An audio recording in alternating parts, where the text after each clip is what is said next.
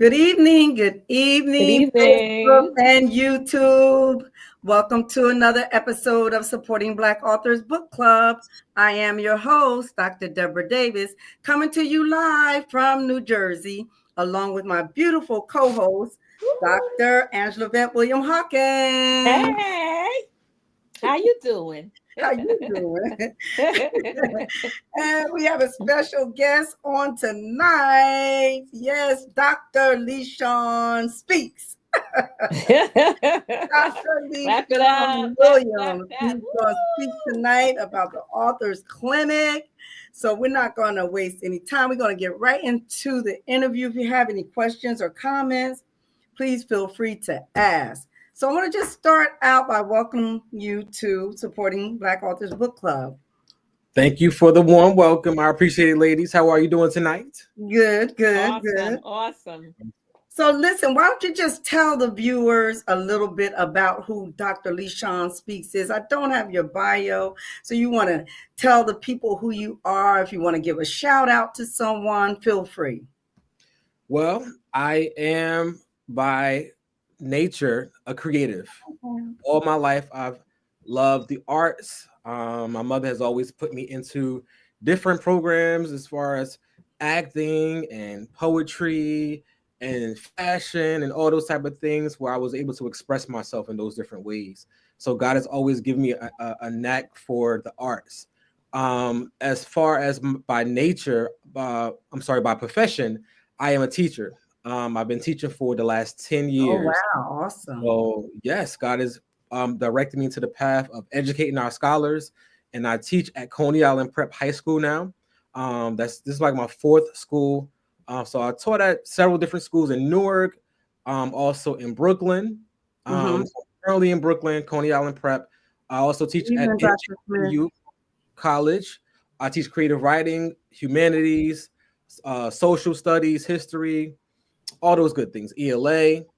I have also served in ministry as the fine arts director, and also work with the youth leader, things like that. So I'm just a well-rounded person, and like I said, I love it. Sounds like you do a lot. You wear a lot of hats, right? So can you tell us how long you've been writing? When did you start writing? I can remember writing at the age of 12. I had. Can you hear me? Yeah. Oh. I'll just be welcoming people as they come in. Okay. Go ahead. I'm sorry. I had a poem to write when I was in middle school, and the poem was about who was our role model. And my role model at that time, who I could think about, was Dr. Martin Luther King. And ever since then, I've been practicing speeches. When I was in high school, I was on the debate team, actually. So the debate team led to me being on a speech and forensic and drama team. And then I entered the McDonald's Gospel Fest. Wow. I write a poem. And I had to perform that poem in front of thousands of people, and opened up doors for me to start doing spoken word in different churches. So I had to continue to hone that craft of writing. And then about maybe 7 years ago, my mom wanted to write her first book, and she went with someone who was her writing coach at the time. But then things shifted, and my mom needed me to step in, and at first I was a little hesitant because, again, teaching takes a lot of energy, time and energy and mental capacity. But I could not let my mom's vision die. She said, I need a writing coach. Can you come in and step in with us? There were about 7 women that were on the project. And I came in, and she said, the women love you. They love how you coach them. They love your energy with them and how you are cultivating their gifts. So I kept doing that. After that project, I said, God, if this is what you want me to do, then open up some more doors. And so can you tell the listeners exactly some of the things that you would do if like say, for instance, I'm an author and I came to you and I needed some guidance. What are some particular things that you would do to help an author? If you need my assistance, which my brand is called the Rich Fingers Writing Brand. Okay. Oh, I like that. You would come to the retreat and tell me exactly what your project is. Then we'll have a conversation, a consultation, and I will kind of like pick your brain, see how far you are in the process. Some people have me to help them as far as being a co-writer. Right. Some people use my services as being an editor. I've also do writing coaching as far as being a proofreader. So many people they're on different stages of their writing process. So I can help with the proofreading, editing. I can also help with getting them graphic designs and also getting them ready for the self-publishing process as well.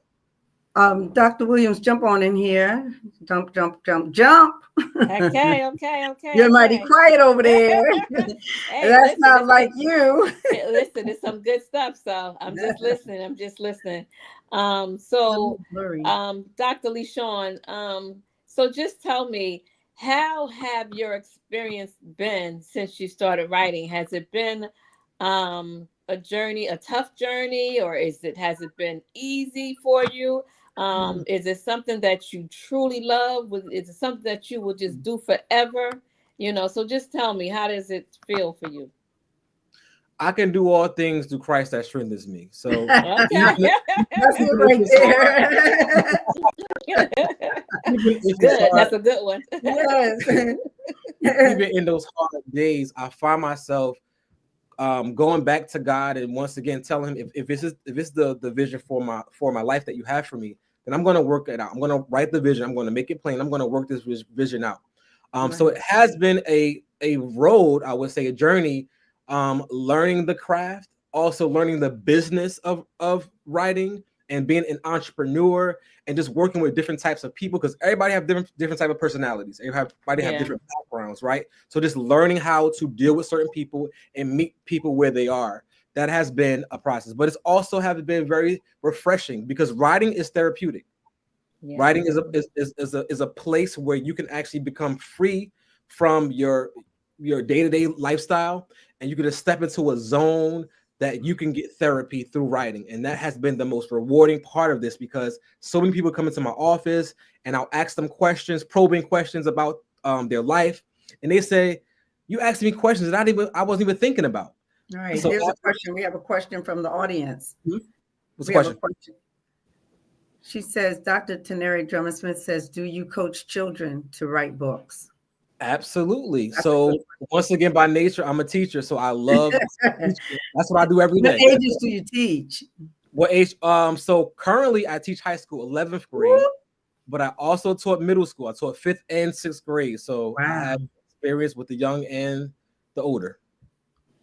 So do you have you ever had writer's block? And if so, how do you handle that? Oh, I love that question. There is no such thing as writer's block. No such thing. I tell all of my clients, we denounce writer's block. We into the atmosphere, and we declare that we are gifted, awesome writers, and there's no such thing as writer's block. What do you prefer? Do you prefer fiction or nonfiction as a writer, and why? For me, I prefer fiction because once again, I love to go into different worlds, and you can go to different worlds that you haven't been in with writing. You can make stuff up, huh? But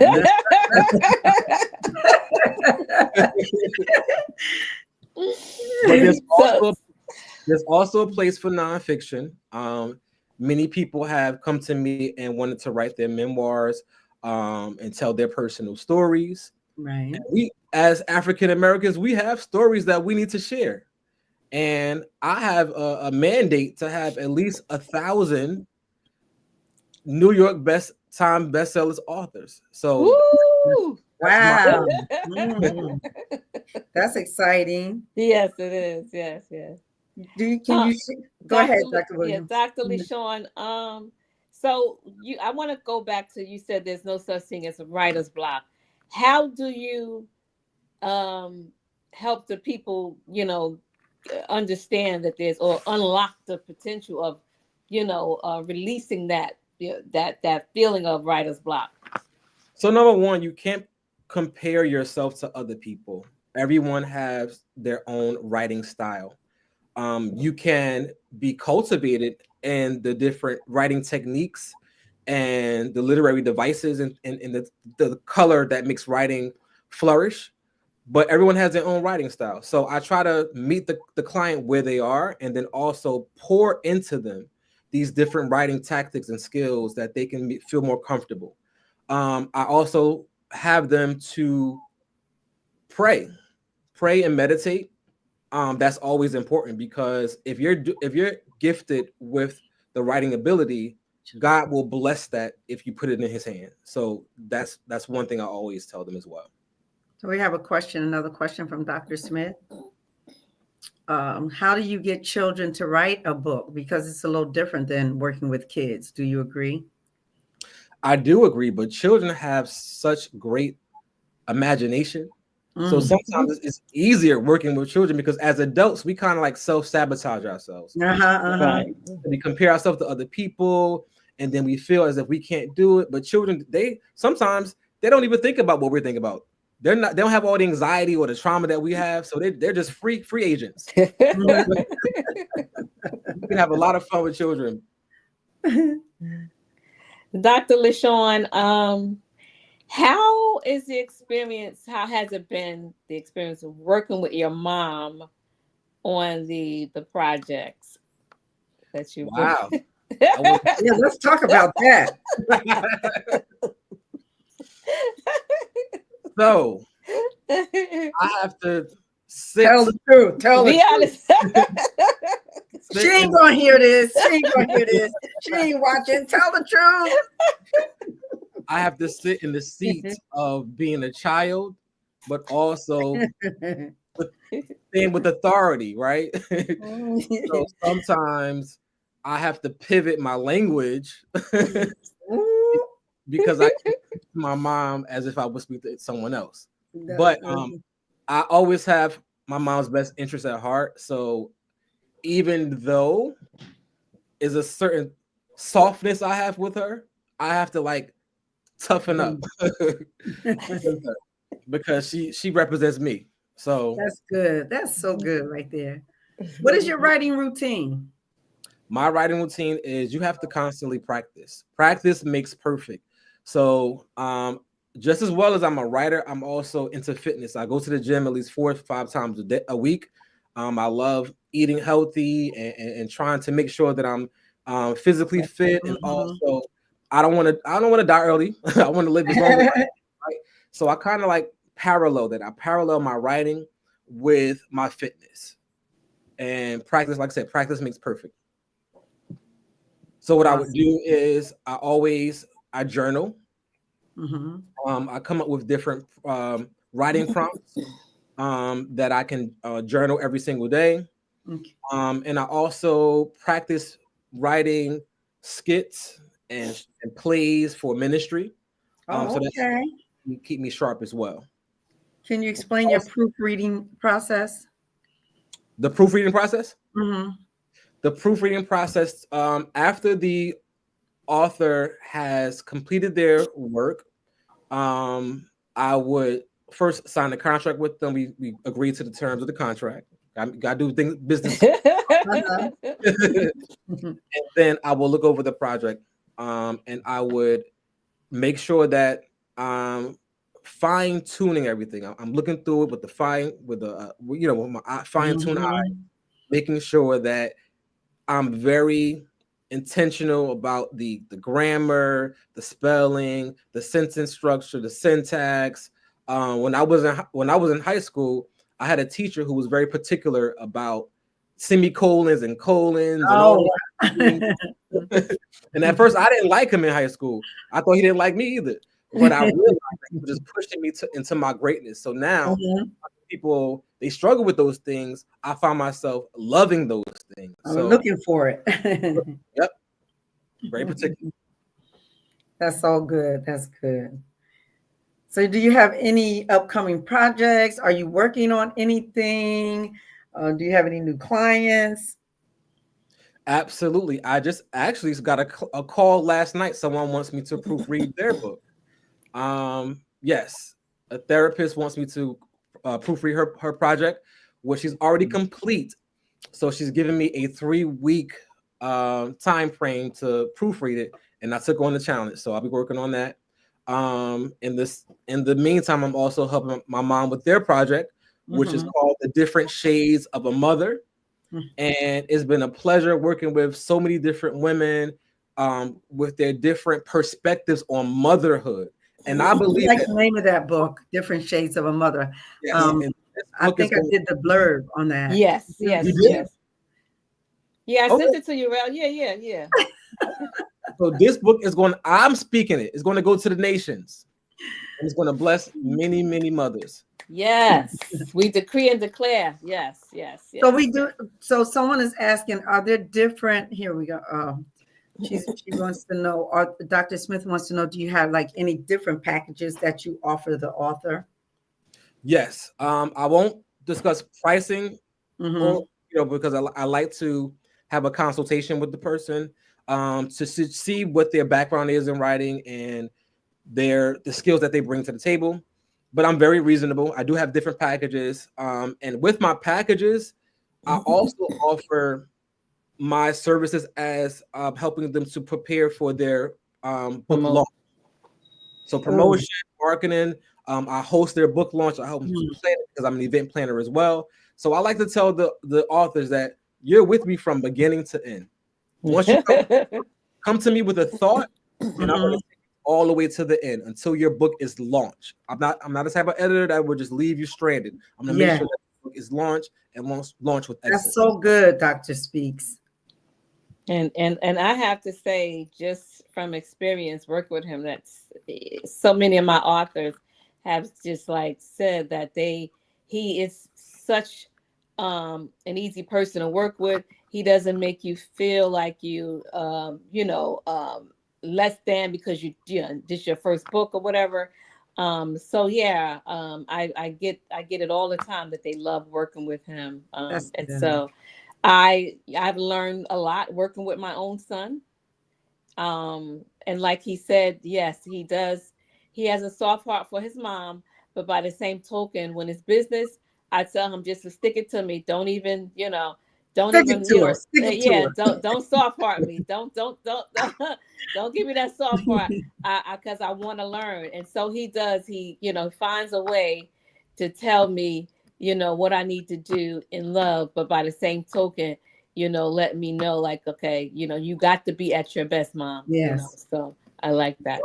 So what are some of the do's or don'ts that you would offer to a new writer? What are some of the do's and don'ts of, let me rephrase it. What are some of the do's and don'ts of publishing? Because a lot of times authors get publishers and they're not happy with the royalty part of it, and they don't read the entire contract. And so what would you tell the authors about the do's and the don'ts of publishing? I would definitely say talk to a lawyer and get wise counsel. If you're going into a major deal with the publishing company. But I will also tell authors to know exactly what the purpose is in your process. Everyone doesn't have to do go through a major publishing company.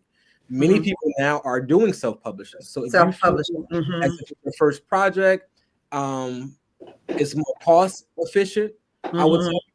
But as well as it's cost efficient, it's going to take time and energy because that's your baby. So you're going to be promoting yourself from the groundwork. Yes. Right. So I would say definitely if you are doing self-publishing, make sure you are ready to do the work behind the scenes because you don't want to produce a project and just have it on the shelf. You want to make sure that it's selling.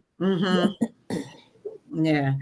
And use your network. The people that you already have in your network, if you've done favors for them, let them do favors for you. Let them promote as well. Like I said, do your research and also don't rush the process. I would say that. Right. A lot of times authors want to come to me and say, I want to get this book done in three months. Well, do you have the time to sit with me? Because if you do, I do. right? If we design a contract and I'm allotted to spend this amount of time with you, and if you put the time and effort into it, we're gonna get it done. But you have to make sure that you carve out that time. You can't have 50 million things happening and you're not spending the time that you need for that. And you're giving out some good information on this evening. I hope you authors are writing this down. You're getting it all. So my final question for you tonight, Dr. LeShawn Williams speaks. How would you tell the listeners what would be the main point in becoming a best-selling author? I would say the main point in becoming a best-selling author is, number one, knowing your audience, knowing your target audience, knowing your purpose in the book, doing your research, being creative in the process, being coachable. Coachable. That's good. Coachable. Is important. And making sure that you build those relationships properly with anyone who's working with you, from your editor, your proofreader, your graphic artist. Have good relationships and do your research before you sign a contract with someone. You want to make sure that you are picking the right person, because once again, this is your baby. That's so good. That's real good. So you want to tell the listeners how they can get in touch with Dr. LeShawn Williams Speaks? How can they get in touch with you, and how can they hire you if they need help for their project? Yes. So I'll give my email address. It's richfingersbrand1@gmail.com. richfingersbrand1@gmail.com. Richfingers brand the number 1 at gmail.com. Okay. I'll also give my is that it? That is it. Okay. I can give my personal email address as well, because I check that just as often as the business email address. It's TERELL. Wait, I put 3 L's. Okay, TERELL. Yes, Williams. Okay. 1983. 1983. At gmail.com. At gmail.com. Okay. Let me see if that's it. No, wait. That's it, right? That's it, yep. So you can reach Dr. Williams Speaks at TerrellWilliams1983@gmail.com, or I like this one. I just like the name of it. Rich Fingers Brand1@gmail.com. And if you need any help with any upcoming projects, just be specific and tell the listeners, tell the audience what it is that you offer in your packages. Yes. So once again, I start off with being a writing coach. So with any project that I'm on, I am going to coach you. So writing coaching comes with all my packages. Also editing services. If you need someone to edit your project from the inception of it, I'll help you with that process as well. Or if you already finished your project and you just need a proofreader, I will do that for you as well. If you are a little hesitant and you also want to partner with me, I'll also work with you as being a co-author as well. So I've done that as well in the past. So now, I haven't done this in a while, but I started off by being a ghostwriter. So also do ghost writing. So ghost writing is a lot of work. Yep, it's a lot of work. But you know what? It's rewarding work, right? And you have to trust the person who you are working with a lot. Ghost writing, once again, if you have an idea and you want me to write it out for you, and you want to take the credit, of course, you're taking the credit. Yes. But are actually, I would say, with the contract, you are marketing me as your editor. That will be in the contract.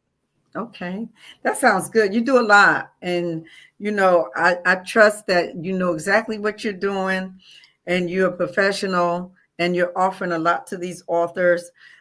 This interview will be on the Supporting Black Authors Book Club page, where there are tons of authors, and I'm sure you're going to be busy. You're going to be busy. So, is there anything else that you wanted to add, Dr. Williams, before I make the announcements? Yeah, I want to say that to all the listeners, not because he's my son. Oh, that's your son? But I promise you, you are in such marvelous, wonderful hands from beginning to end, like he said. And sometimes as a mom, I'm in the background saying, oh, he don't charge enough, but he gives a lot, That's so good. But that is the gift that God have stored in him. And so not just gifted for this, he's anointed for this. Mm-hmm. So that makes it even more powerful, So definitely he can tell, you can ask him, you can say, I don't have a title. And he'll say, just say one sentence for me, and you'll have your title of your book right there.